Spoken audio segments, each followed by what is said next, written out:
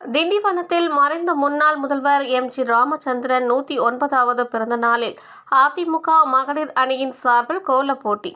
விழுப்புரம் மாவட்டம் திண்டிவனம் சஞ்சீவராயன்பேட்டை 17வது வார்டு சுப்பிரமணிய சாமி கோவில் முதல் தெருவில் அனைத்திந்திய அண்ணா திராவிட முன்னேற்றக் கழகம் சார்பில் நகர மகளிர் அணி செயலாளர் ஜெயஸ்ரீ ஏற்பாட்டில் நகர செயலாளர் வழக்கறிஞர் ரூபன் ராஜ் தலைமையில் மறைந்த முன்னாள் முதல்வர் எம்.ஜி. ராமச்சந்திரன் அவர்களின் 109வது பிறந்தநாள் மற்றும் பொங்கல் விழாவினை முன்னிட்டு அப்பகுதியில் பொதுமக்களுக்கு கோலப் போட்டி நடத்தப்பட்டது.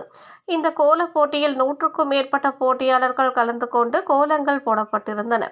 சிறப்பு அழைப்பாளராக மாநிலங்களவை உறுப்பினர் மாவட்ட கழக செயலாளர் சி.வி. சண்முகம் அவர்கள் கலந்து கொண்டு முன்னாள் முதல்வர் ராமச்சந்திரன் அவர்களின் திருவுருவப் படத்திற்கு மாலை அணிவித்து மலர் தூவி மரியாதை செலுத்தினார்கள். அதன் பிறகு கோலப் போட்டியில் வெற்றி பெற்று முதல் பரிசு இந்திராணி என்பவருக்கும் பிரிட்ஜும், 2ஆம் பரிசு நந்தினி ராஜகோபாலுக்கு வாஷிங் மிஷினும், 3ஆம் பரிசு பத்மாவதிக்கு LED டிவியும் வழங்கி சிறப்பித்தார். மற்ற போட்டியாளர்களுக்கும் புடவை மற்றும் சில்வர் ஹாட் பாக்ஸ் வழங்கப்பட்டது.